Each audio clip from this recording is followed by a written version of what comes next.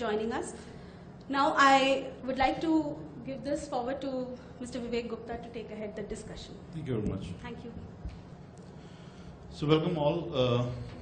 We thought of having an interactive session today so that instead of us presenting, you can hear from some of our customers about how they are using AWS and how cloud is benefiting their business to bring more agility and adoption. Thanks all. Thanks again for joining us on this panel. I would like to start with Ajay, you, on how have Sony used various cloud services for content monetization? We are using AWS from last almost 3.5 years, 4 years now. And the adoptions of cloud, when we started, at that moment, we wanted to monetize all our product or property or content on digital platforms. So over there, when we thought about it, and we really had a major challenge, I'm talking about almost 4 years back, the major challenge was how do I size all my hardware with respect to host these applications and the websites. And when I check with my customers, my internal customers, they do not have any clue that how many page view, how many video views, etc. will be happening over here, and it was extremely difficult. And 4 years back, cloud was in its very nascent stage. We were not sure how many real cloud providers were there. I was almost spoken to almost 4 or 5 partners, but I was not sure how to take it further. And at the end, I started thinking about Amazon, and at that moment, Amazon presence in India was definitely there, but it was not so popular what we see today. The greatest benefit what we got with respect to AWS is I need not to think about my sizing. I need not to think about how to get all these things in place in the shortest possible time. And that was the major benefit we got at that moment. We have at this moment almost 19 portals hosted out of Amazon Web Services. 2 critical portals which is fundamentally where we monetize, that is Sony Live and Live Sports. That's 2 major portals, and Live Sports we very recently hosted World Cup FIFA also over there, and it's doing quite well for us with respect to the requirement. It is doing quite well with respect to the elasticity from a cloud point of view. It is doing well with respect to getting the things done as soon as possible, because in a media and a broadcast industry, everything is unstructured. And when we IT people talk about any requirement, we are very scope defined people. But typically on a broadcast, and I'm sure on any media industry, the scope is not there at all. We really do not know how to start it. Let's start and we'll see how to take it further from there. And I do not have any hesitations that AWS is the best at this moment with respect to the cloud, and we are having VOD content on our portal. We have live stream all our content with respect to FIFA over there, which has done definitely much good what we can think about. We have approximately more than, I can say, 7,000 to 8,000 concurrent users on the live streams and all, and multiple millions VOD, and which is working smooth on our platform at this moment. Thanks for that. So, extending the same question to you, Abhijay, which are the different online or mobile monetization platforms which are available for the media?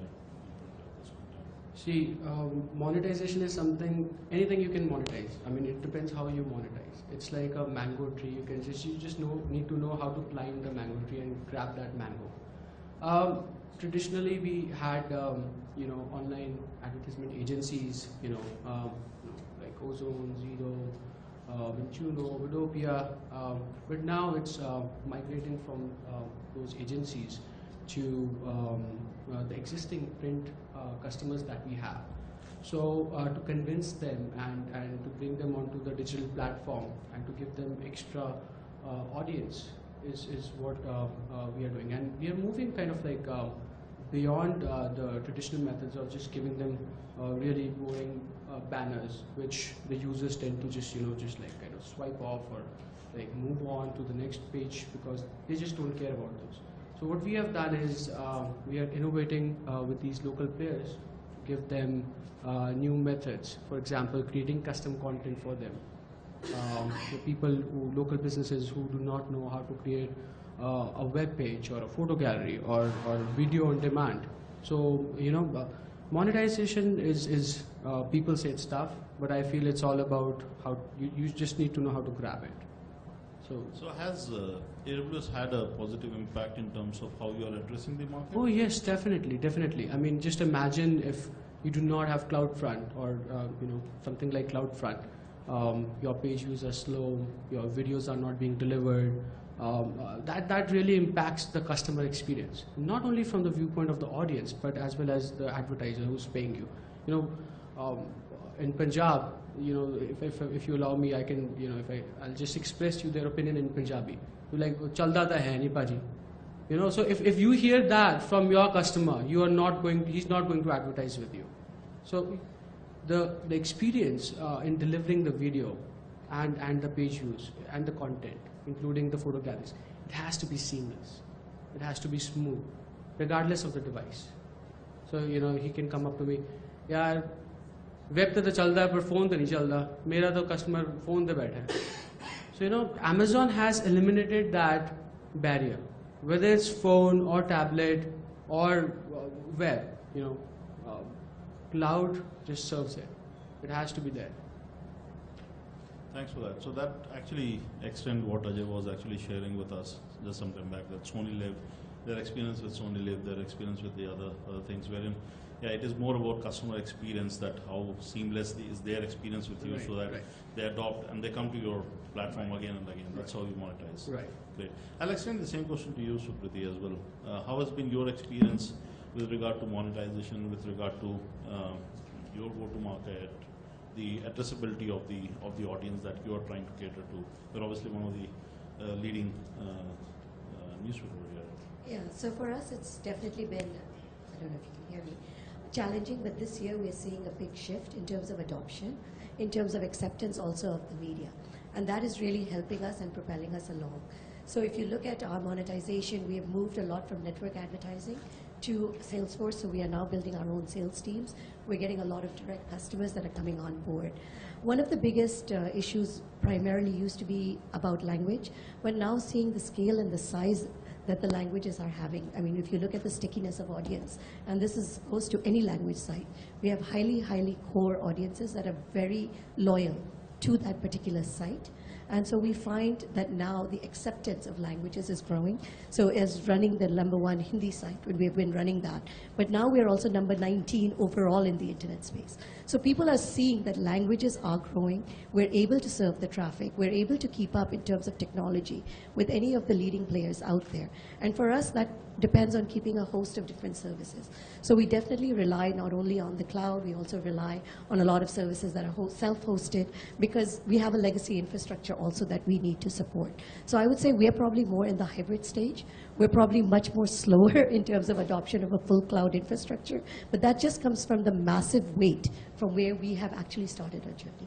But monetization definitely is one of the leading things that everybody is talking about. People want to see that these are sustainable businesses, that we are going to be able to create sustainable businesses going ahead. And since most of us are looking at funding our own businesses, so we're also looking at how do we get to profitability pretty quickly. So that's a great point that you raised, that you are in a hybrid environment at this point in time. So cloud is not about either of options. You can, if you can leverage on your existing investments, wait for probably end of life, or wait for the right use cases to move on the platform, right? So extending this hybrid story to you, Deepak, what are the things? What has been your methodology? How do you really help, say, customers in media industry, because you work there very closely? What are the methodologies that you've been taking to help drive the cloud adoption? Sure.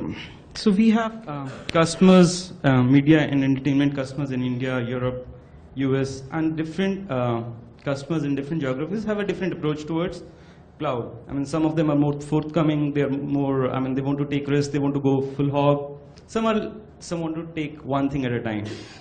So if we look at the needs of media and entertainment industry, at a very high level, we can say it's storage of content that they own, it's delivery of that content, and then hosting of applications, web and mobile on the cloud or on on-prem infrastructure. And then there's a fourth category of apps that is emerging very recently, and that's about collecting data and running analytics apps on top of that. And then if you talk about the kind of applications that you do, it could be consumer-facing portals, media, mobile applications. It could be a CMS or an asset management thing. And third could be traditional enterprise workloads like SAP, logistics. So we have seen customers. I mean, the easiest thing for any customer to start the cloud adoption is storage. And then, for some of the customers, they start with delivery. So these are like the easiest things to start with. I mean, start with CloudFront. You have, use a CloudFront or a Akamai for content delivery and storage. Use a S3 for storage. After that, we recommend that, after you have gained some trust with cloud, the next step is to go and start hosting your applications, consumer applications, because that's where you need the most agility. I mean, the CMS and the asset management software could come in later. But we've seen that we have most unpredictability in the cases of consumer-facing applications. We don't know how many concurrents we need to handle. I mean, something becomes a hit. It could be 20,000 concurrents, or you might be just under 1,000 concurrents. I mean, depending on how the the match goes. So there we highly recommend that if that's the case, go with cloud. And last, but that's the most, when you have gained the ultimate level of trust, and when you have really started, valuing the value of a platform like AWS, we say that, integrate it into the development cycle. Start thinking about the services that AWS provides into the development process.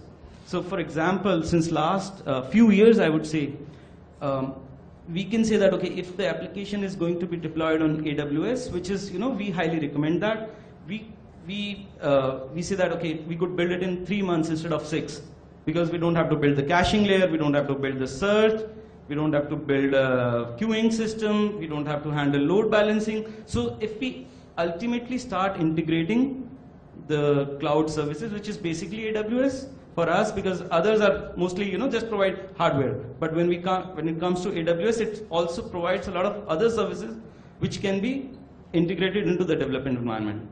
So that's the last stage of adoption, but that brings the maximum value. So you can start with, just to summarize, you could start with, storage, delivery, then the applications hosting, and then, you could start using the services like Elastic Cache or Elasticsearch, simple notification service, simple queuing service, so many things that Amazon AWS provides to simplify the development process. So that's the last stage. And now, from last couple of years, it's running your hosting, running your analytics apps on AWS. So these are like different stages, and different customers are at a different level. Excellent, thanks for that. So Ajay, I'll just probably extend the various, how you evolve with cloud adoption, that the story that Deepak was sharing. I just want to probably, because you've been like user for Amazon for quite some time now, so what stage you are in, like say, the different journey pattern that he was talking about, and what are the changes that you have done in your environment to actually go and adopt? So all my consumer facing applications, may it be portals, may it be apps and all, everything is completely on cloud. So we do not use anything other than the cloud for any of our consumer facings. The second discussions over here is enterprise level apps. On enterprise level apps also, the adoption is slow because there are legacy applications and all, which needs to be analyzed properly and then move over. Whereas we have started journey on the enterprise applications, also moving slowly, which is very standard applications, may not be the ERP of the world, which needs to move over there. But just to give you an example, we started transporting services on cloud. We started analytics services on cloud. So all these things is, again, all our advertisement management is on cloud. Okay, we have started providing the, when we need to push content from our production houses to our environment and to the production house, broadcast center, we are using cloud over there.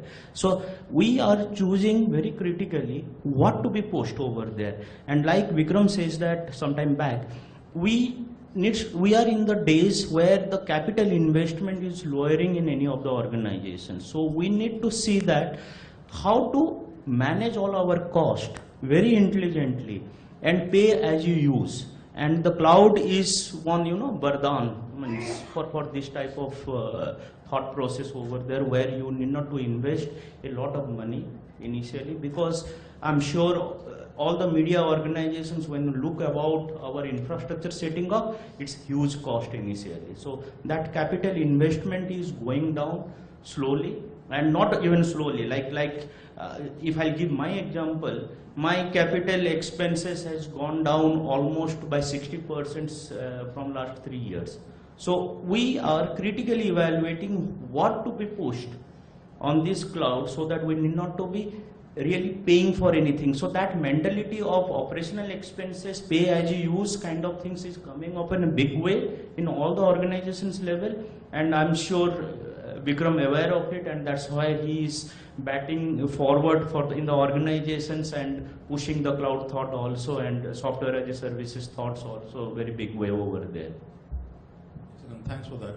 So Abhijay, maybe a question to you. One of the aspects which came up clearly in this discussion was Sukriti talked about hybrid.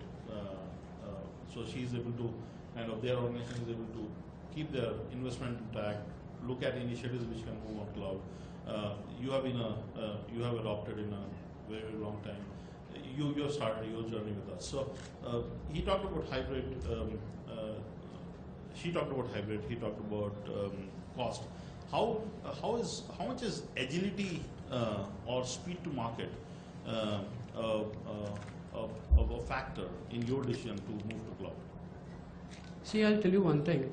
I'll base my comment on to Deepak's argument. The first thing, what other people should do, out of my experience, is that they should check out the cloud front, because that's at the best is the best example of what a product is like. In the last 4 years, I have personally integrated a lot of CDNs, and I've gone through the process of nightmares, I would like to say. A lot of CDNs don't tell you that whether they are paired with Airtel or Idea or Vodafone. So just imagine that your website is working very fine on Airtel, because that's what they do. They have all the data centers and they have all the edge points located in Airtel DCs these days. But it's not working with BSNL. Why? Why is it not working with BSNL? So a person like me who wants his website, who wants his content to be delivered at the fastest pace, is wasting his time just trying to figure out, why is it not working on BSNL? So the answer that I get, used to get from a lot of other CDNs is that, actually, BSNL is like 12 states. They have different NOCs, and we are not paired with Punjab NOC, we are not paired with the Delhi NOC. I said, that's not my problem, right? So if you really want to experience and want to move on to cloud, you should just really experiment with the cloud front, with the CDN. That's where you will know how good of a service that Amazon is providing. And coming to the question that you asked me, hybrid model is something that, the reason why it exists right now is because we think that, oh my God, my data is not secure, or we have to keep everything in control. But the real question is that Even I did the, with Vishal, he's sitting here, we did the SAP integration in Punjab Kesari Group. What if, what if, we face an earthquake? What if that server just goes down? What if that building just goes down? What are you going to do? There is no way that companies that are trying to enter into the digital era know how to actually achieve active DR sites, and that too in different seismic zones. So that is something that I learned over the period of time. For me, I was supposed to be focusing on content, supposed to be focusing on monetization, whereas I spent my time focusing on yaar ye kahin aag na lag jaye, isko gir na jaye. I mean, see, that's really far-fetched. But the real problems that I faced was the ISPs. So there was a Soma project that was going on in Punjab. They used to cut down the fiber every other day. So all the ISPs, Airtel, Reliance, Vodafone, everything was getting cut every other single day. So I was not only focusing on the hardware, but I was focusing on the ISPs. I was calling them up. Yeah, what are you doing? You're just ruining my traffic. But you can't really do anything. But so just imagine, like I am done with that stuff. I'm on Amazon. It's in Singapore. I have another site that we are establishing our DR sites. Obviously passive, because active is quite difficult to achieve the real-time data, especially for our web real-time traffic. So we are going to set up our DR site in US somewhere. So and I don't have to worry about my data at all. So hybrid is something, it's good for a while, but I feel that cloud is the future. Whether it's it's in Singapore, it's US, it's regardless. It really depends upon the security and the trust we have in Amazon or whoever comes to it. Excellent, thanks for that. That's a good endorsement, and thanks for being a customer with us as well. Sukriti, over to you. What are the challenges one face in building global digital publishing brands, and how has adoption of cloud enabled you to do so? The challenges, my God, there's so many, so where do we start? So one of the first things, of course, that every publisher worries about. So if you look at the readership that we have, Derek Jargon, the brand alone, we're looking at 55 million readers weekly, right? So, and you're looking at a Hindi population. So first of all, we worry about the most basics. What kind of devices, what kind of internet connection, what and when will these people come online, right? So we're really worried about the basic kind of necessities, and we're seeing that, yes, this entity, or what people think tier 2 cities, are they going to be on the net? Tier 3, never. We are seeing massive adoption, and that can be seen from our numbers. So every year on year, it is surpassing our expectation. And I think because we are already such a huge brand, so if you look at our states like that we dominate, if I'm in Uttar Pradesh, I'm in Uttarakhand, or if I'm in Bihar. So one of the bigger things that we have going for us is our brand name is so strong. I have a physical distribution which helps me out significantly in terms of promoting my offerings that are happening in the digital space. In terms of how the cloud, like CDN and others, are helping us out, is the global delivery. So one of the things that we were very restricted to when we looked at ourselves in the print domain was the physical delivery. We were really only available in the States where we actually had a presence or decided to print a paper. But now, Derek Jalran as a paper, or any of our brands, whether it be Midday, whether it be Nai Dunya, are able to be consumed globally and in a manner that we would like our brands to be perceived.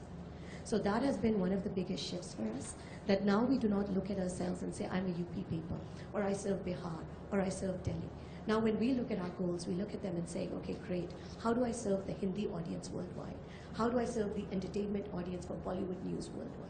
So that has really changed our thinking in terms of who we are as a company, the type of consumer that we need to serve, and all of these technologies are actually enabling us to do that. So Abhijay, one question to you, extending what Sukriti was just sharing with us. How online video performance impact the user behavior? Because she was just talking about going global with services like CDN and the ability to cater to a much broader audience than what you were able to earlier. Huge difference, actually. I started the TV platform for our group in 2012.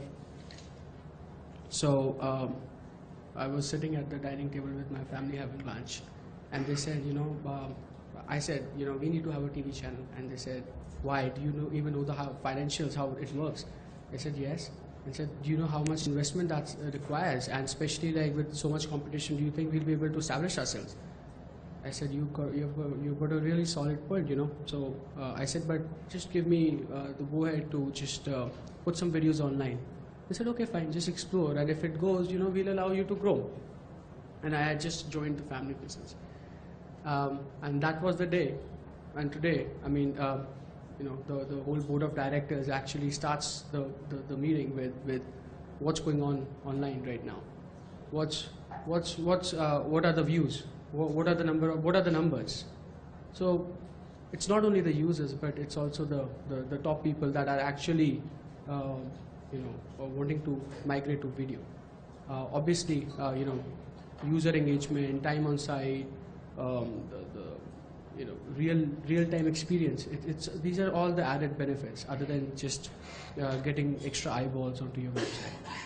So, you know, the video is the future, and I feel it will grow a lot faster than we thought or imagined. That's a great example of how you are leveraging technology to create a completely new business. And we have been seeing this shift globally, not only, that's a great story, thanks for that. But we have been seeing this in almost all verticals, including some of the financial vertical like FinCloud of NASDAQ, is what, when they created a completely new business from scratch, leveraging the platform that we offer. Extending the question to you, Ajay, how has Sony leveraged cloud for building scalable, highly available and secure infrastructure? Just extending what Avijay was talking about. Television channels today, and if I may say, and I know my management will kill me to say this, broadcast industry in near future will be definitely on a declining stage, and the digital is on a growing stage. And when we see the growth rate of digital, it is definitely more than 40-45% on a year by year. Whereas the broadcast growth rate is on a declining, though it is on a double digit though, but it is definitely declining. So every broadcaster today, I'm not saying print does not do this, but I'm talking from a broadcaster's view over here. Every broadcaster is starting on a big way on the digital journey. And the traditional broadcast is converting to the OTT platform. The traditional broadcast is moving more into the multi-screen experience and all. So if this is the trend, we need to be looking into this trend very seriously and build the ability in our organization such way that we may have a digital television channel soon. It's not the broadcast to digital, it's coexist, and the day will happen when digital exists on their own. And probably many of you and the Gen X today do not want to watch the content on a television or a larger screen apart from specific content like maybe sports, maybe a very quality conscious 4K viewing experience. But we know all our kids today watching the content probably more on a mobile or on a laptop screens than that of a television screen. And the screen is really becoming smaller, and people would like to watch the content of their convenience.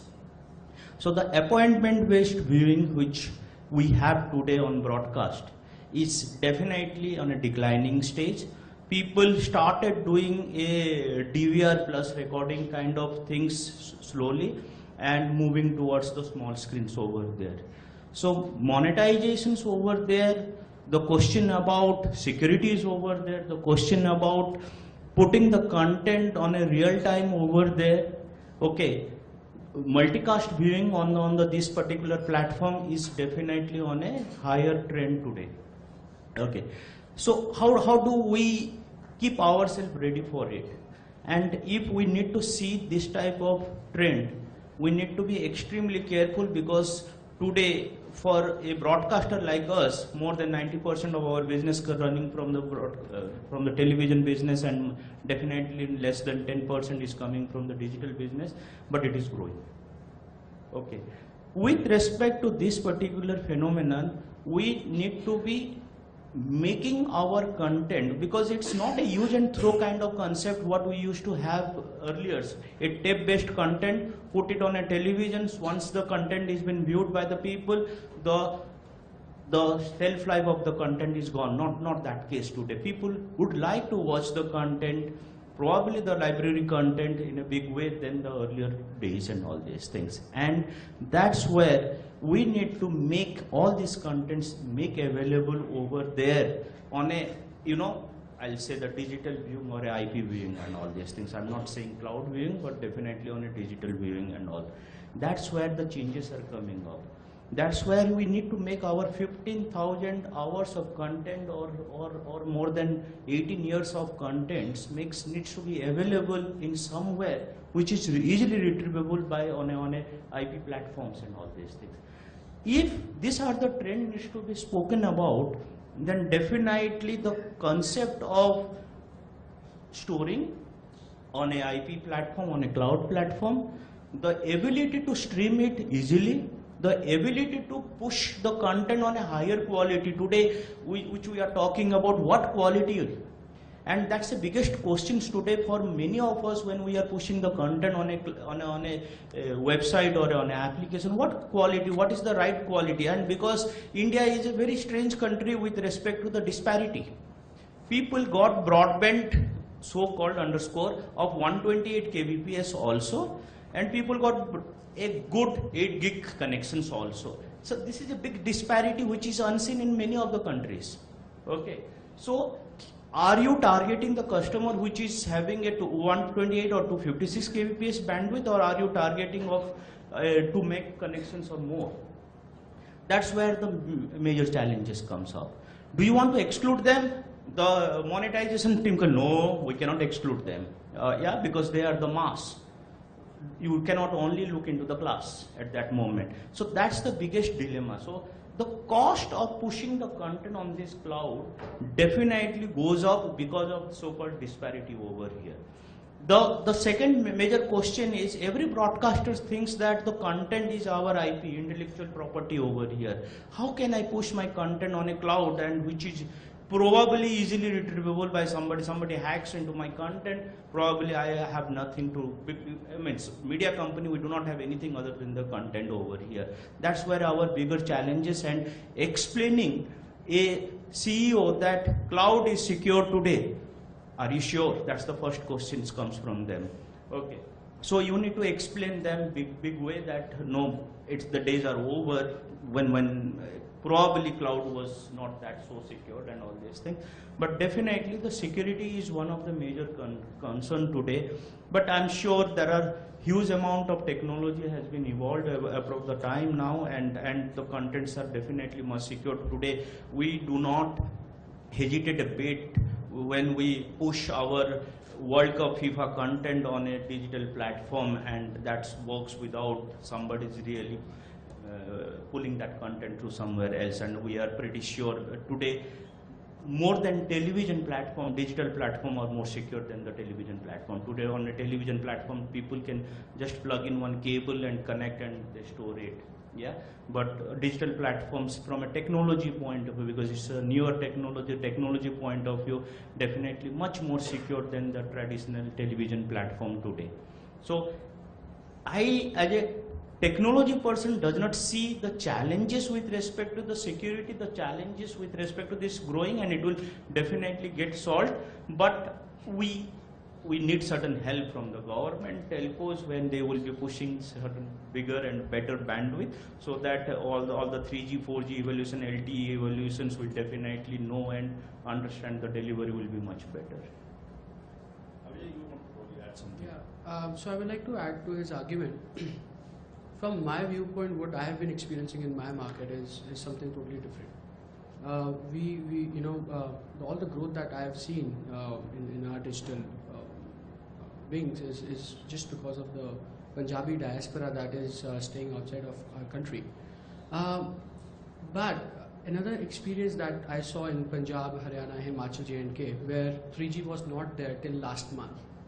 3G just got launched last month, and we were faced, what kind of internet connections we had till last month, only 2 Mbps.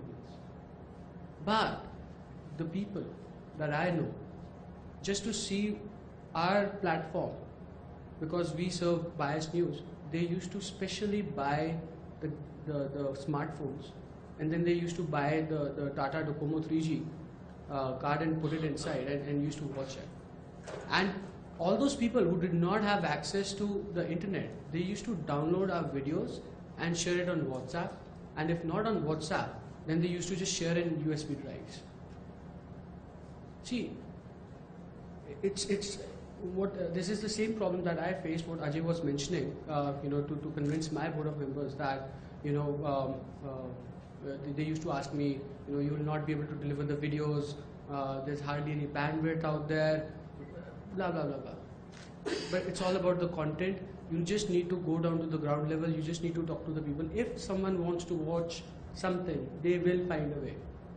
I mean, I don't know how many people just watched IFA Awards this year, but Kevin Spacey, who's did a show called House of Cards on Netflix, that was not broadcasted in India.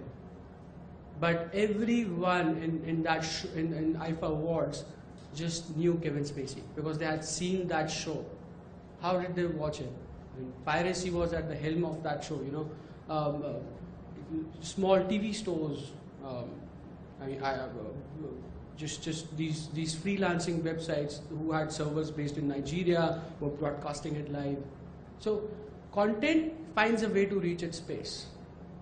You just need to know how to create that kind of content where it reaches. And that's the exact reason why TV channels and media houses like us need to evolve, because if not us, someone else will. And a lot of small people, I know a lot of journalists that used to work for us have started their own digital editions, and especially someone, I will like to mention babushahi.com. It's a very small website based out of Chandigarh, and the guy has now 6 reporters. He's got his own platform. He doesn't know how to serve content. You know what he does? He just has a database of these phone numbers where he just sends an SMS, and it starts with babushahi.com alert. And he's sending that information out via SMS. So information will flow out. We just need to figure it out and convince our board of members that we need to push forward. We should not wait. If we wait, then obviously, I will not like to explain, but what I see from where I'm sitting, I mean, even television is I will not say dying, but it's merging. So all the mediums will converge into one medium, which we call internet. Everyone will coexist with its, but there'll not be a newspaper, there'll not be a radio channel, there'll not be a TV, there'll be just a media company. So from Punjab Kesari, jo log kehte hain yaar akhbar hai, no, it's a media company. So Jagbani, the perception that is changing in people's mind is like, it's a media company. No one calls Jagran, Bhaskar newspapers, or Times of India, or HT, for that matter, Rajasthan Patrika. It's a media company, and that's what's coming up, because they are everywhere. Good points. In fact, I can relate this to my experience last year. In November, I was traveling to Vegas, and that is when Sachin Tendulkar was playing his last match, right? And in the hotel, there was no. Cricket is not the biggest sport in US, so there was no telecast, live telecast. So I actually went about paying $125 for online feed for those 4-5 days. It was valid for a month, but I generally bought it just for that. So yeah, it's a media. The content will find its way, and if I have to consume something, I'll find my ways to, and especially in this world with so much of evolution which is happening. With regard to some of the great points that all of you raised was around the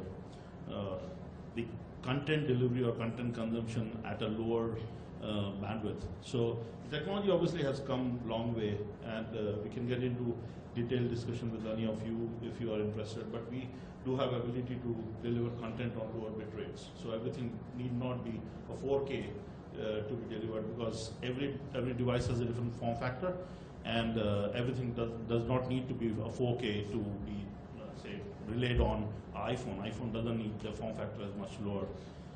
With regard to security, some of the things that you were raising, extremely important. We have all the certification that which you would have used in your conversations, but we have probably more certification than any, and we have all the relevant certifications in place which you can come and share, which may address some of your security concerns as well.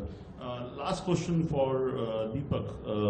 Can you relate one of your experiences with a customer when you have taken them through the evolution of adoption of cloud to where they are today? Maybe some example.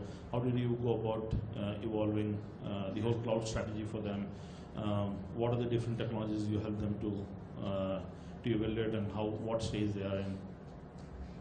Sure, I'll not take name, but the customer is present here, so I'll just take that case study. I think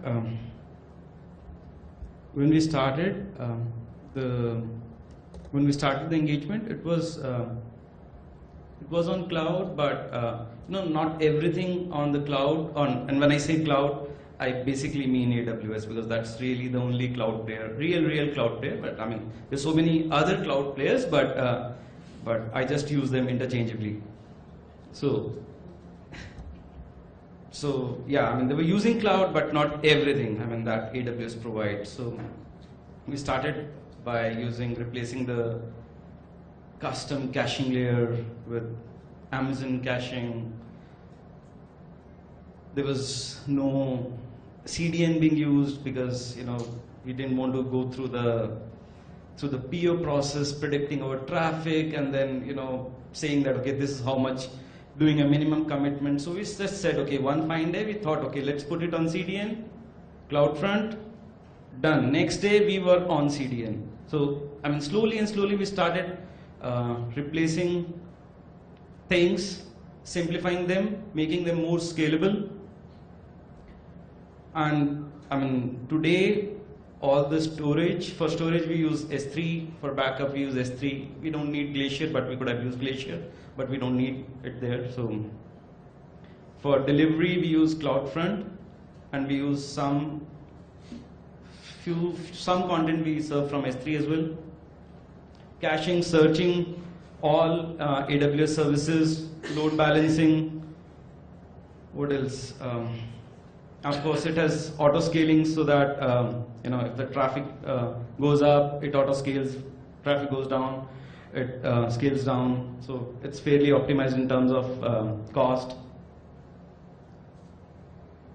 I think a few other things that we're using there. We're using this multi-AZ deployment, so that I don't have to worry about kahan par aayega earthquake. I mean, it's all covered. It's active, passive, as in if something goes down, it's all of that is just taken care of, and that all happened in a period of few months. So that was the beauty, and we were really able to deliver a very complex solution, which would have, I mean, if I take it back to pre-cloud days, it would have taken 9 months to a year. That we could do in a matter of 3 to 4 months, I would say. Excellent, thanks for that. So just to, for those of you who may not know all the services that we offer over 40 plus services. Some of the services that the panelists were mentioning, CDN, we offer a service called CloudFront, which is content delivery network services. Load balancing is a load balancing service that we offer. Auto scaling is the feature which allows you to auto scale up or down. And what Bikram was talking about in his keynote, if you realize that is a humongous value to you, because if your traffic is more, you pay us more. If your traffic is less, you pay us less. That's a huge advantage for your business. when you start relating it to your P&L and your balance sheets. S3 Glacier are the storage solutions that we have. So Glacier is the archival service. So Vikram was mentioning about one company which is archiving 25 years of records, 25 years of records. That can be, so Glacier can be one of the use cases. Everything is pay as you go. So with that, I will just open up for the audience if you have any questions for the panelists before we end this.